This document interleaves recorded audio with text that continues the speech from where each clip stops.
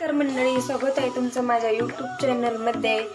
मी गावाकडच्या पद्धतीने अस्सल गावरान हिरव्या मिरचीचा ठेचा तुमच्यासोबत त्याचा व्हिडिओ शेअर करणार आहे। आपली आई आजी अशा पद्धतीने जुन्या काळामध्ये असा हिरव्या मिरचीचा ठेचा तव्यावरती बनवायचा। खूपच खायला टेस्टी आणि चविष्ट लागतो। कुठं प्रवासामध्ये आपण घेऊन पण जाऊ शकतो एका डब्यामध्ये। 8 ते 10 दिवस टिकणारा हा हिरव्या मिरचीचा ठेचा आहे। तुम्ही पण एकदा नक्की बनवून पहा, व्हिडिओ शेवटपर्यंत पहा, कुठं स्किप करू नका। माझ्या चॅनलवरती जर नवीन असाल तर माझ्या चॅनलला एक सबस्क्राईब करायला विसरू नका। चला तर मग व्हिडिओला सुरुवात करू। मी तशा पद्धतीने हिरव्या मिरच्या घेतलेल्या आहेत, त्या पण स्वच्छ धुवून घेतलेल्या आहेत आणि आपल्याला अशा पद्धतीने त्याचे 2 तुकडे करून घ्यायचे। कारण की आपण तव्यावर भाजायला टाकल्यावर आहे ना, त्याच्यावरती तेल घातलं की ते फुटण्याची शक्यता असते। अशा पद्धतीने तुकडे करून जर भाजून घेतले हिरव्या मिरच्या तर इथं मिरच्या फुटणार नाहीत। तर आपल्याला मिरच्याचा कच्चेपणा पूर्ण जाईपर्यंत आपल्याला मिरच्या इथं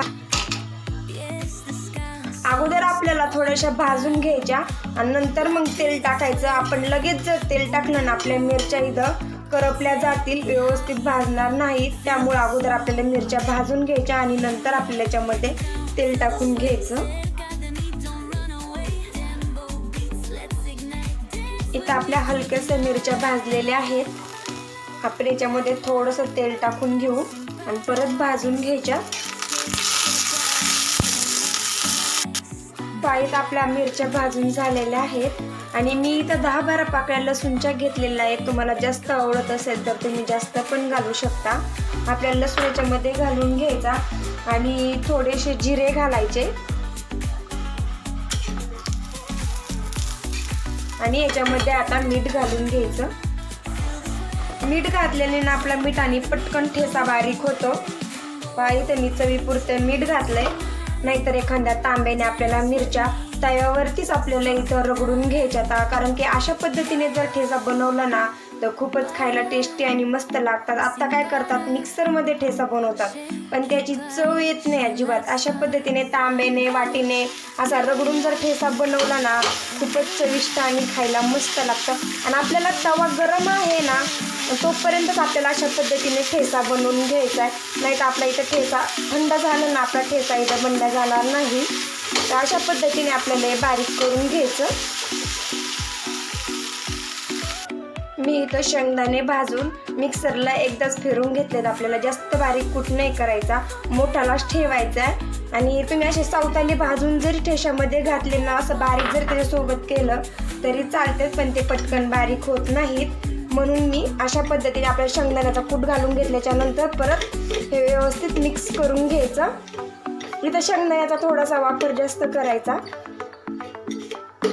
कारण की आपल्या हिरवी मिरचीचा ठेचा तिखट लागत नाही शेंगदाण्याचा जास्त वापर केल्याने।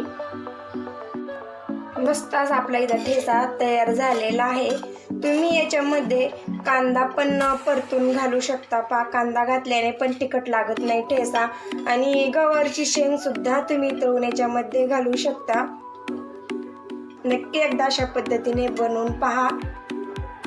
आपण आता एका बाउलमध्ये काढून घेऊ। तुम्ही इथं पॅक बंद डब्यामध्ये जरी काढून फ्रीजच्या बाहेर जरी ठेवला ना 8 दिवस ठेचायला काहीच होत नाही। बाजरीची भाकरी, ज्वारीच्या भाकरी सोबत तर खूपच खायला छान लागतं हा ठेचा।